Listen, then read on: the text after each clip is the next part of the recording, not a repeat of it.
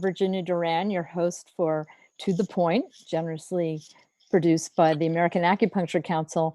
And I am so delighted to have Peter Deadman back to continue the trio, the series that he was talking about, Yangsheng, from his new book, The Chinese Nourishment of Life Tradition, which is a wonderful book if you get a chance.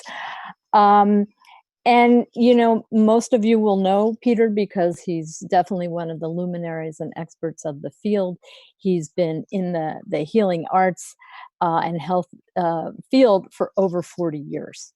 And he has founded and been the publisher of the Journal of Chinese Medicine, a wonderful journal since 1979, and co-author of a manual of acupuncture, which came out in 1988, but it's just fantastic. And there's an app to go with it and everything. It's really, kind of the go-to book for most people when they want to learn about acupuncture, especially the points. And so he also now has started something called the Chinese Medicine Forestry Trust, which I hope that he will talk about because we're certainly living in a time where this is all so necessary. So Peter, please talk to us about cultivating the body-mind, right? And how that is really one of the distinguishing features in Chinese medicine. Thanks, Virginia, and hello, everybody. So, as Virginia said, I've talked about 3 different subjects so far. So we talk about, or I do, the 4 pillars or the 4 legs of the chair of nourishment of life. There are other aspects, but 4 main ones are cultivating the mind and emotions. We've talked about that. Working with diet. We've talked about that. And making sure we get good sleep. I can't remember whether we did that one or not. But anyway, today we come to a really juicy one, which is cultivating the body or the body-mind. So I think we all know nowadays, we all understand that we have to move the body. We have to move and enjoy and exercise and so on. But there's some really great, simple teachings from the Yangsheng tradition, particularly, well, they go back a long way, actually, but they were vocalized very eloquently by Sun Miao in the 7th century. He basically said 2 very, very simple things. One is that we should learn from nature, and particularly from running water. So running water keeps moving, and as long as it keeps moving, it never stagnates. So you have this idea going back to at least the 3rd century BC that we have to constantly move the body in order to keep the qi and blood moving. Mm-hmm. But we don't want to overexert ourselves to exhaust qi and blood. So you have this kind of idea that we want moderate exercise, but to kind of keep moving all through the day. And Sun Miao secondly also said that very presciently, because we now know this now, sitting down too long damages the flesh, lying down too much damages the qi. So sitting down too much damages the flesh means that we get weak and flabby bodies. Lying down too much means that we develop weakness and tiredness. It's pretty obvious. So you have these very core principles, and then we ally those with the wisdom, the body wisdom that comes from the Chinese internal arts tradition. So let's take the big picture. Up to a point, all movement is good. If your thing is running or swimming or walking or hiking or playing sports, that's all great. Of course, it's ways of really enjoying the body and keeping healthy. I am particularly passionate about Qigong and the Chinese internal arts because, as I said, they embody a wisdom about using the body drawn from a number of different traditions, from Daoism, the idea of softness and flow, from the martial arts tradition, alignment, connection, balance, strength, agility, and so on. There you go. It always comes back to balance, doesn't it? Yeah, it always comes back to balance. So the main thing is it's very simple. It's very obvious, but we easily forget. We have this human body. If we're lucky, when we're kids, we have agile bodies. We jump and we move and we run around and stuff like that. It's very natural. As we age, as time goes by, our habits change. So we tend to sit a lot more. A lot of people get lazy. We might often work at a desk all day long. We travel around, sitting down in cars and buses and trains and so on. We get home in the evening, we're tired, we flop on the sofa. So we lose that naturally moving body. And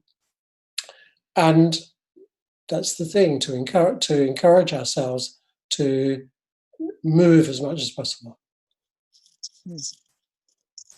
Not a lot more to be said, unless I could go. Could you define cultivation for the viewers? Because some people might not know it in kind of more of a martial arts or Chinese medicine or Taoist context. Yeah, I don't think it's martial art. I think cultivation, to me, is that we are a work in progress as human beings. Mm-hmm. And we want to grow through our lives in wisdom and in compassion. That's what the Buddhists would say. Grow in understanding. And to do that, we need to tend ourselves like a garden, cultivate ourselves like a garden.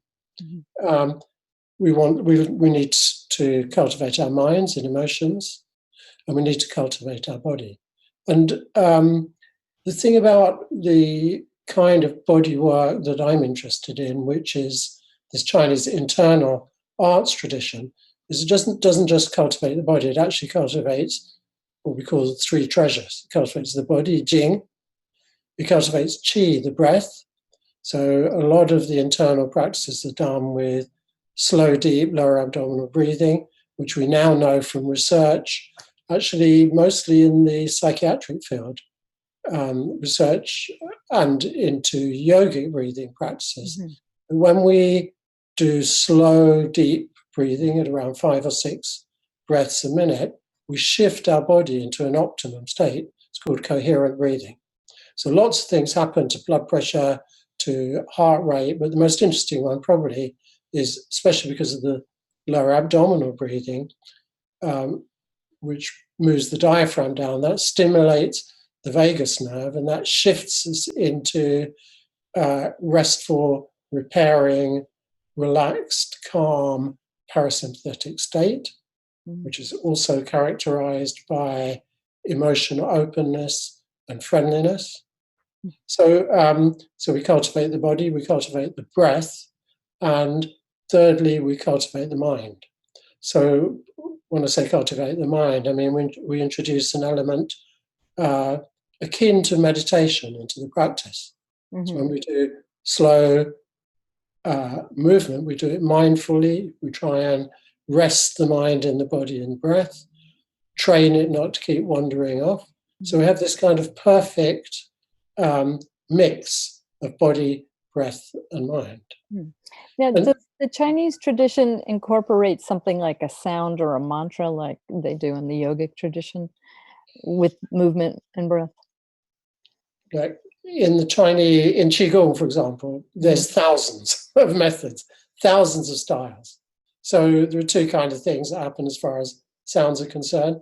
One is the repetition of phrases, which is usually silent. In fact, Qigong itself, the term Qigong was developed in 1949, and it originated, or modern Qigong originated with one particularly sick soldier in the North China Army who was so unwell he was sent back to his village. They gave up on him. He learnt what they called Neiyangong, which is a kind of Qigong from his uncle.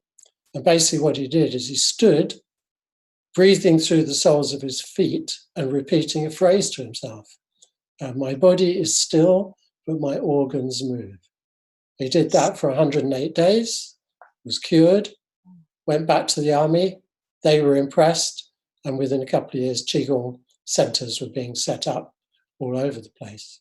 So there is that, there's all kinds of phrases, I'm well, I'm happy, all kinds of things. And then there are also sounds one can make. I don't practice that, but there are different sounds one can make to affect the 5 different zang. Mm-hmm. I just spoke to a acupuncture student here in the U.S. who was disabled and walking with a cane, and he started taking up Qigong in school, acupuncture school, and now he's walking. Well, that's brilliant. Without the cane, yeah. One beef of mine is how few acupuncturists do Qigong, because Qigong is so beautifully rooted in the same field as the medicine we practice. When we practice Qigong, we bring a lot of the ideas that we work with to life and experience them in our own body, particularly yin yang, connecting down to earth, connecting up to heaven, particularly free flow. All these things become very, very real to us. Going back to something I was going to say before, this body that we have, I said when we're very young, we've got a lovely agile body if we're lucky. Unfortunately, time passes and we may not notice, and we reach a certain age that we can no longer assume that the body will stay like that. If we want to have a body that serves us well, particularly in the long term, right up to the end of our life, we want a body which is agile and fit and enjoyable in our 50s, 60s, 70s, 80s, even 90s. If you look at a lot of the practitioners of the Chinese internal arts, like Tai Chi, for example, you see that they're still moving really well at the age of 90. And that's one reason, or another reason why I'm getting on myself. I favor these kind of things because whilst a lot of other activities are great, sports are wonderful, martial arts are wonderful, they present quite high risk of getting injured. So I see in my classes a lot of people in their 30s and 40s who've done sports, who've done running, who've ended up with bad knees, bad backs, bad hips, bad shoulders. Oh, yeah. So ideally, we don't want to injure ourselves because that then makes movement much harder. Yeah, of course. And I think, for practitioners, to be a real Chinese medicine physician, you have to cultivate all parts of yourself. And you don't want to be just exhausting yourself, giving so much of your own qi. You need to know how to replenish and Absolutely. To be practice any medicine to counter psychological stress of dealing with sick people all day long and needy people, and also to counter that fear we might get consciously or unconsciously when we see so much sickness. We can become very aware of the potential in ourselves to develop heart disease or to develop cancer. I mean, these are things we see in our patients. So it's a wonderful gift to be able to practice something every day where we cultivate ourselves and we cultivate health, well-being, connectedness, serenity, enjoyment. This is a magical tool. Yeah. Yep.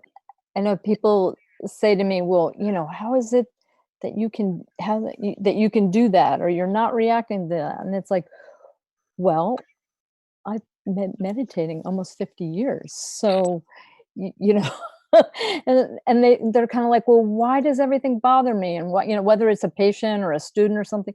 And it's like, they think they can go through life and be kind of peaceful and happy and mindful and compassionate without doing something. I mean, unless you come in nearly enlightened, you have to work on yourself. And it's a constant, There may be the odd person. Work, but it can be enjoyable too.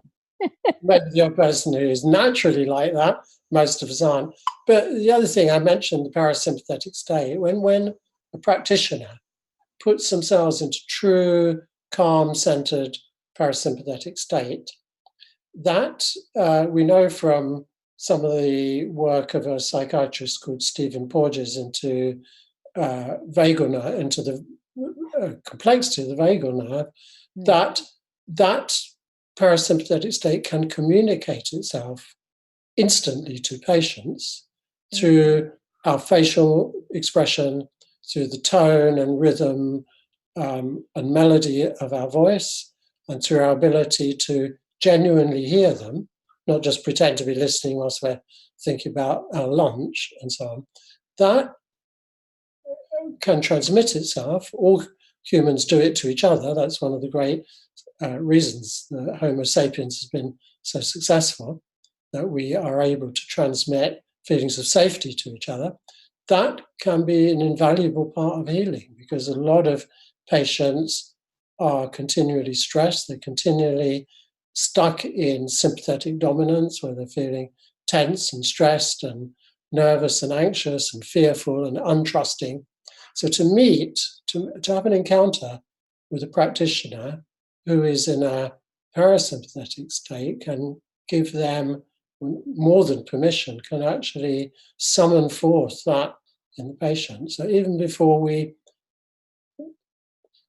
exchange more than 10 words, that's already happening. Yeah. Mm-hmm. Can I talk about my trust briefly? Oh, yes. Yeah. So here's the bad bit. Here's the bad news.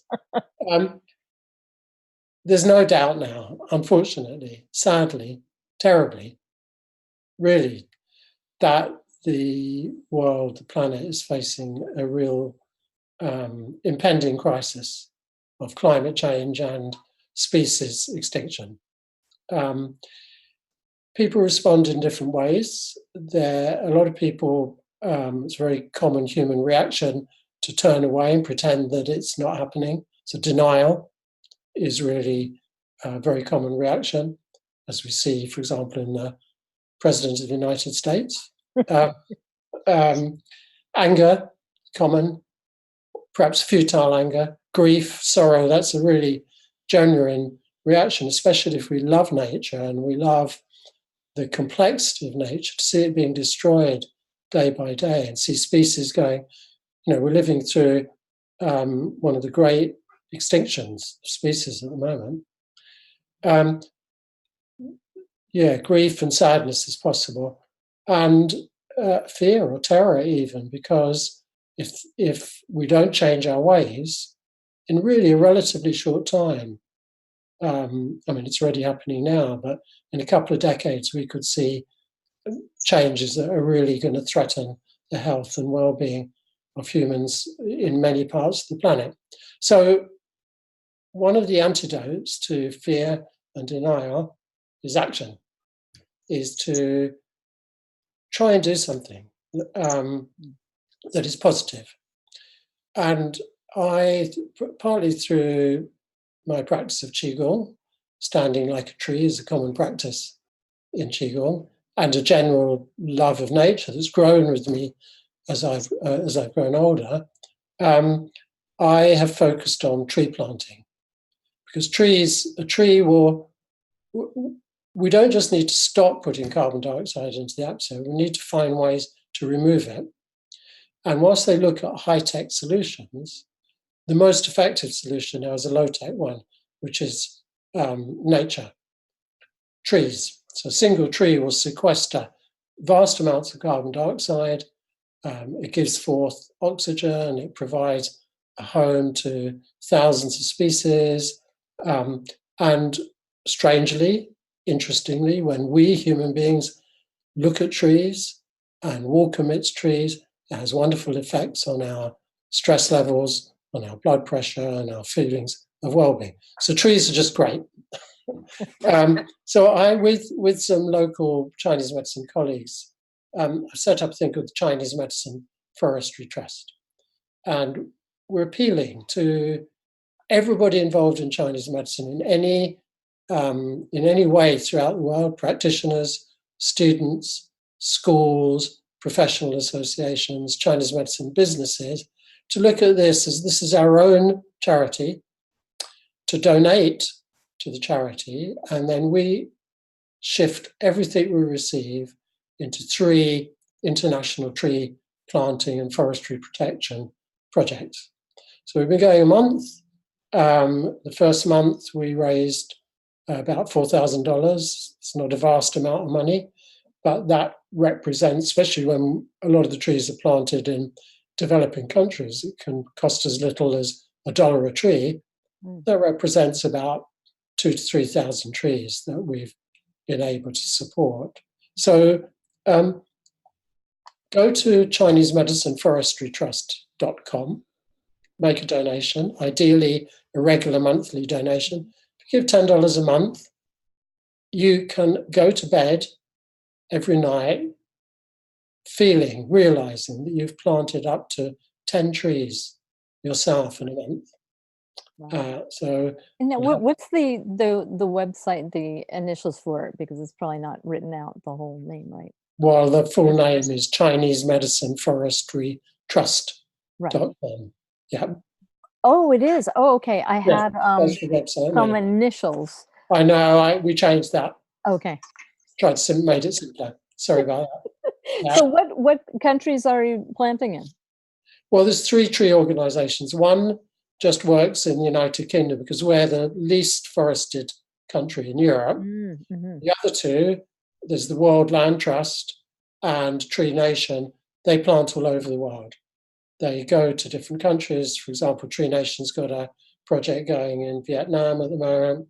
World Land Trust plants forests in Africa. And what's great about these organizations and puts them way above some of the so-called carbon offset companies, which are not really worth supporting, is they plant the right kind of trees. They don't plant, it's not monoculture, they don't plant vast acres of single type of tree. They plant local trees, they use local labor, so that supports the local economy as well. And the local people then have something invested in protecting the trees from cattle and from wild animals and like deer and so on. So it's kind of ticks a lot of really good boxes. Wonderful. I'm so glad you're doing this, and I hope everybody will pitch in and help out, because there's hardly a greater cause right now. And also, it's certainly not a reason, but Chinese medicine's gets fairly bad rap in the environmental world. Really? Chinese herbal medicine. Oh, yeah. Because it's either been slow in recognizing that there are endangered species that shouldn't be used for medicine, or people have misunderstood. So sometimes it's not actually Chinese medicine. If you take rhino horn, for example, that's not really used in Chinese medicine now, but it's used in folk medicine. So, but we get the bad rap for it. So I think as a kind of really secondary thing, if we publicize this,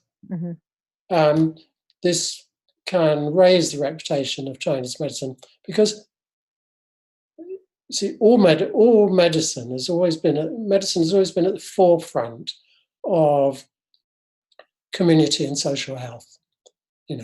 Doctors have, for example, when they discovered that polluted water causes typhoid, for example. It's been those kind of changes that have been led by medicine, or the ban on smoking, that was led by medicine. So people working in the medical field have always taken the responsibility of trying to look at the big picture as far as human health is concerned. And I feel that when it comes to environmental challenges, our medicine, which is so deeply rooted in nature, should take the lead. We should be giving the example. I mean, we work every day with ideas of yin and yang, heaven and earth, of cycle of day, of season, of year. We work with the 5 elements, which connects us to the web of plant and animal life. We talk about the body in terms of rivers and streams and so on. If you do Qigong and Gong Fu, we learn from animals, we do animal movements. Our medicine is the medicine of nature. So we should really be leading from the front in this enormous challenge that Homo sapiens faces. Yeah, I like that idea. Well, Peter, how can people reach you? What's your website? And, you know, I forgot to mention that you teach all over as well. I do. So, yeah, my website, personal website is all one word, Peter Deadman. That's spelt literally dead man. I guess people know that. But I won't go into where that name comes from, although it's quite interesting. So peterdeadman.co.uk. Great. Yeah. Okay. Well, I'm Virginia Doran, luminousbeauty.com or virginiadoran.com. And I just, again, want to thank the American Acupuncture Council and thank you, Peter, and we will see you all again soon. All right. Thanks.